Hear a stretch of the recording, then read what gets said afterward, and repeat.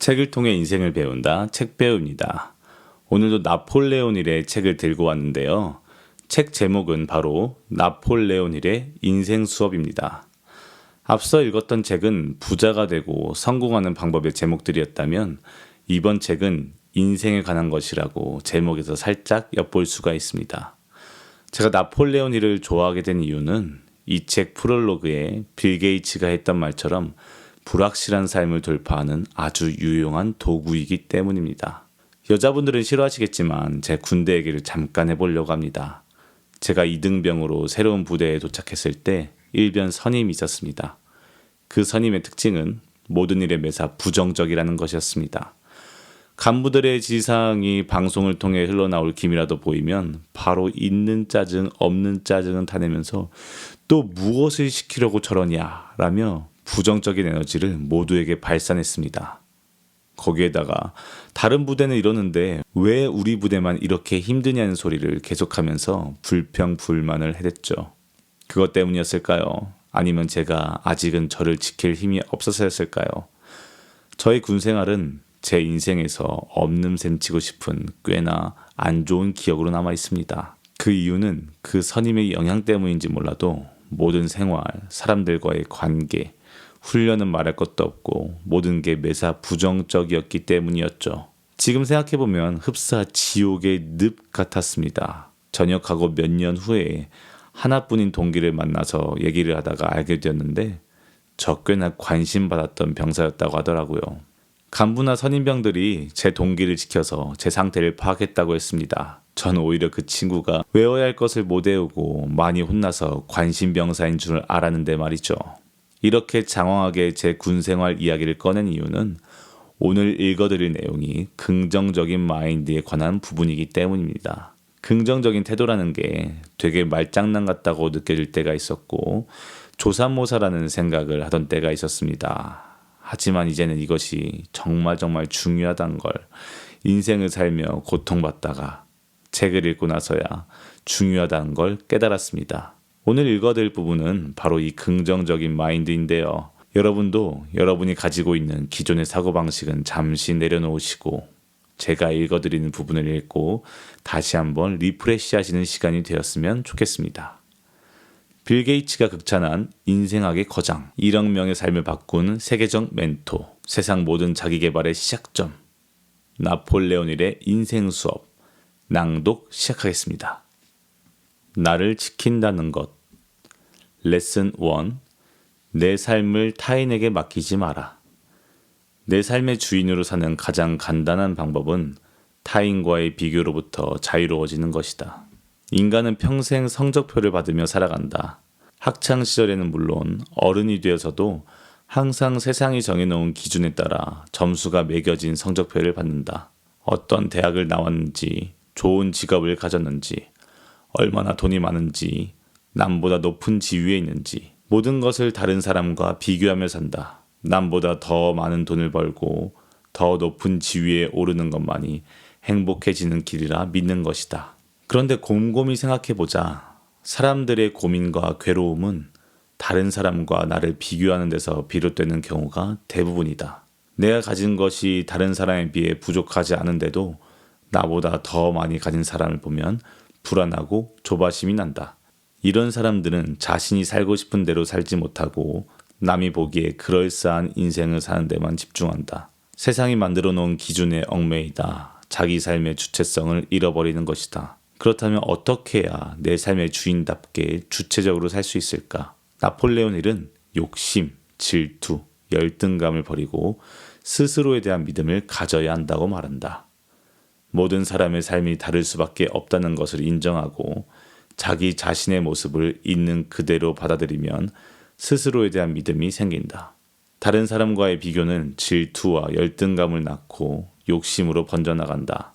욕심이 마음을 지배하고 있는데 어떻게 자기 삶에 만족할 수 있고 주인의식을 가질 수 있겠는가? 주위를 한번 둘러보자. 당신은 이미 많은 것을 가지고 있다.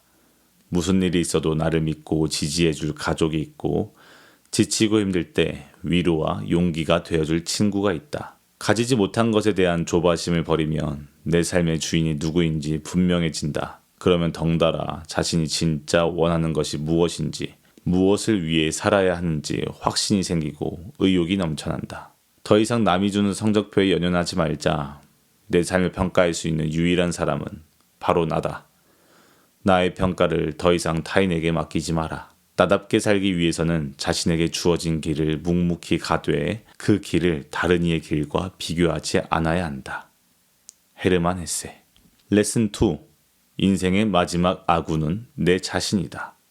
내가 완벽하게 통제할 수 있는 것은 단 하나, 내 마음뿐이다. 세상 일이 생각대로 되지 않을 때 우리는 스스로 할 수 있는 일이 하나도 없는 것 같아 절망에 빠지곤 한다.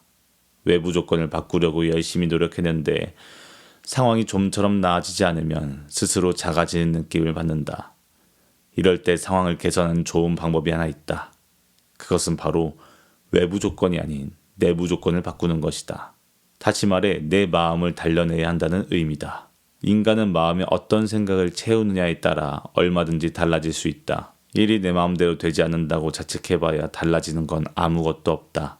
그럴 바에는 마음의 긍정적 생각을 채워 상황을 달리 바라보는 것이 훨씬 효과적이고 좋은 결과를 만들어내는 방법이다. 세상은 내가 컨트롤할 수 없지만 내 마음은 내가 온전히 컨트롤할 수 있다. 그렇다면 자신의 마음을 잘 컨트롤하기 위해서 어떻게 해야 할까? 가장 먼저 스스로를 믿어야 한다.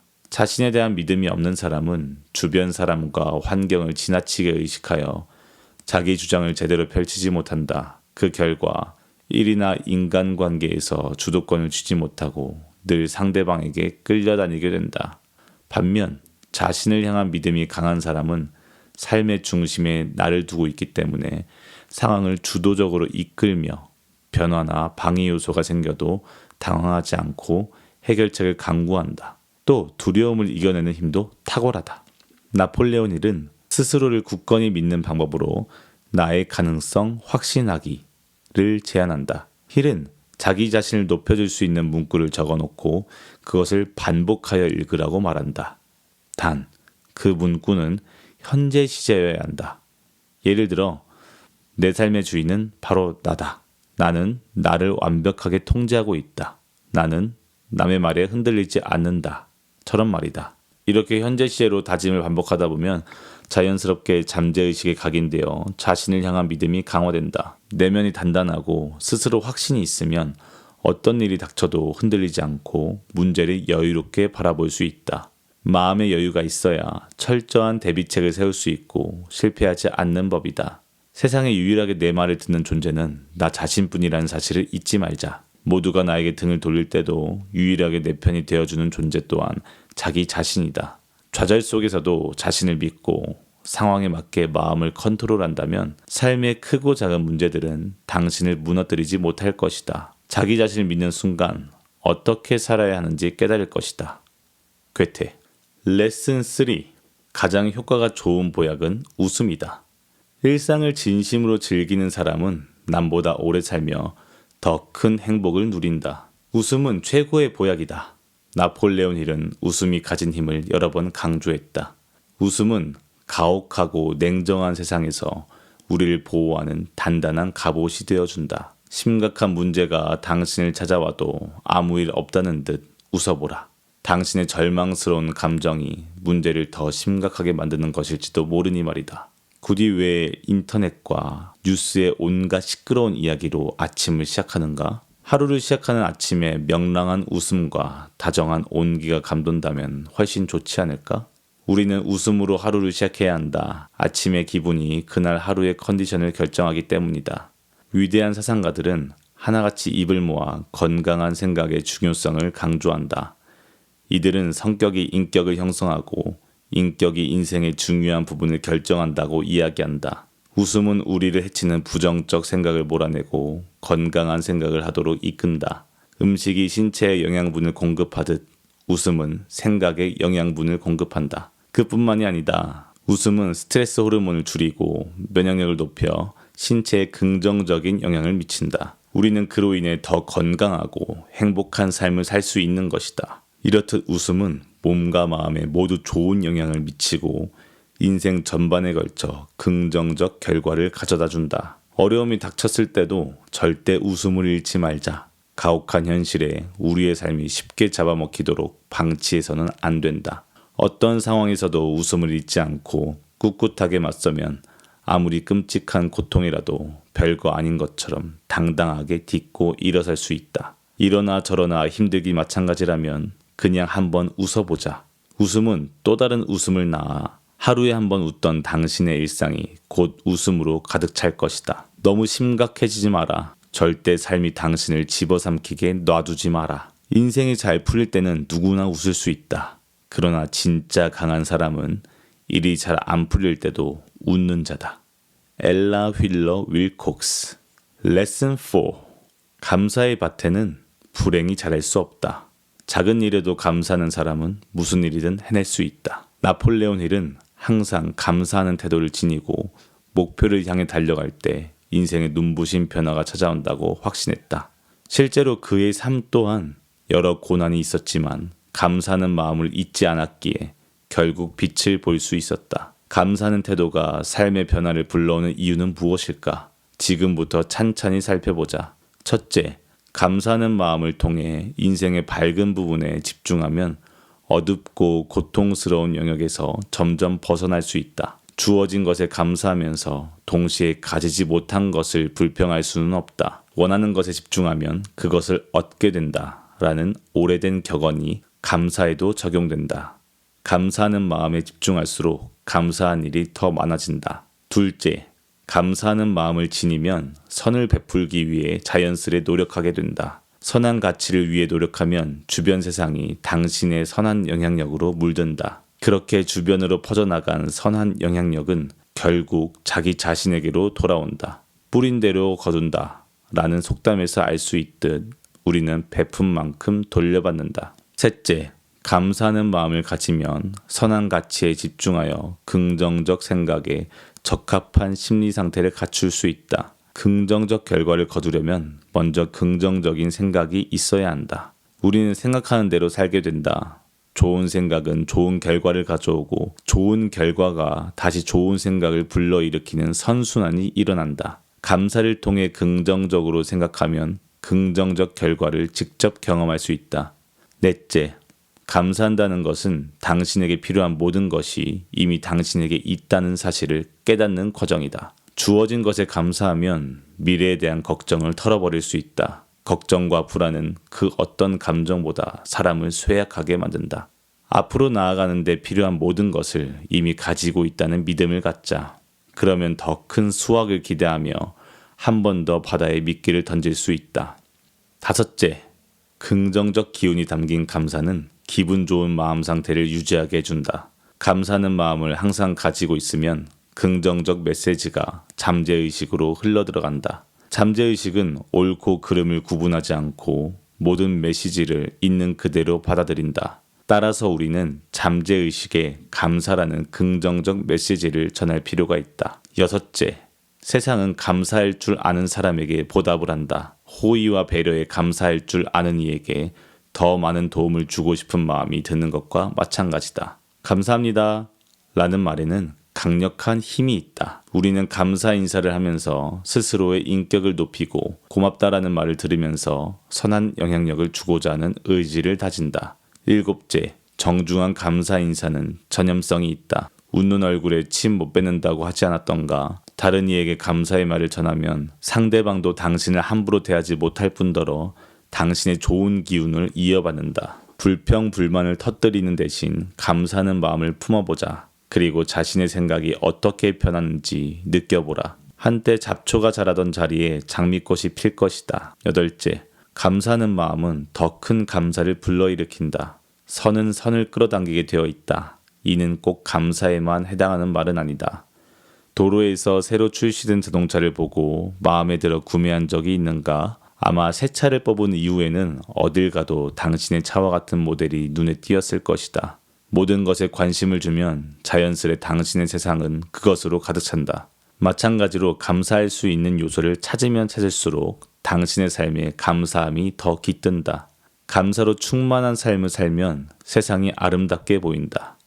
아홉째, 감사한 마음에 집중하면 나머지 가치들은 자연스럽게 뒤따라온다. 선에 집중하면 다른 선한 가치가 더 큰 힘을 얻을 것이고 당신의 관심에서 멀어진 악은 힘을 잃게 된다. 우리 인생이 선으로 채워지는지 악으로 채워지는지는 우리 손에 달려 있다. 나폴레온 힐은 주어진 물질적, 정신적 풍요에 감사하며 삶에 도움이 되는 생각을 평생 사람들과 나누면서 살았다. 우리도 감사를 표현하여 긍정적 기운을 전하고 선을 실천해보자. 선은 선을 부르고 이렇게 시작된 선순환은 마법 같은 결과를 가져온다. 우리가 밝힌 작은 빛에는 어둠을 몰아낼 거대한 힘이 있다. 감사는 사고의 가장 고차원적인 형태이며 감사에 깃든 힘은 행복을 2배로 키운다. G.K. 체스터튼. 레슨 11. 불평은 외톨이가 되는 지름길이다. 내가 이룬 모든 인간관계는 나의 태도가 만든 결과물이다. 나폴레온 힐은 불평, 불만을 늘어놓는 사람보다 감사를 잘 표현하는 사람이 훨씬 커다란 성장을 이룬다고 말한다. 힐은 자신의 저서 부의 신조에서도 부족함에 불만을 갖는 대신 주어진 것에 항상 감사하는 마음을 가져야 한다 라고 강조한다. 주변을 한번 살펴보라. 진심을 담아 건네는 감사의 말이 불평하는 소리보다 훨씬 더 큰 힘을 발휘하는 모습을 볼 수 있다. 불평은 부정적 감정을 불러일으키는 반면 감사의 말은 상대의 마음을 편안하게 만든다. 불평을 입에 달고 다니는 사람은 주변 사람을 피곤하게 한다. 처음엔 위로하려고 다가온 사람도 부정적 감정을 계속 받아주기 힘들어 떠나게 된다. 결국 불평이 많은 사람 곁에는 아무도 남아있지 않게 된다. 반면 매사에 감사할 줄 아는 사람 주변에는 사람이 끊이질 않는다. 주어진 것에 감사하고 만족하는 사람은 다른 사람을 볼 때도 단점보다 장점을 먼저 찾고 칭찬한다. 이런 태도를 가진 사람 옆에 머물면 기분 좋은 에너지가 넘친다. 가능한 상황을 긍정적으로 바라보고 감사하는 마음을 갖도록 노력하자. 불평하는 데 드는 힘과 감사하는 데 드는 힘의 양은 똑같지만 두 행동의 결과는 천지 차이다. 불평하고 싶은 마음이 들더라도 사람을 대할 때는 최대한 긍정적 태도를 유지하자. 잘 가꾼 인간관계는 소중한 자산이다. 불평으로 자신을 학대하지 않는다면 인생은 즐거울 것이다. 버트런드 러셀.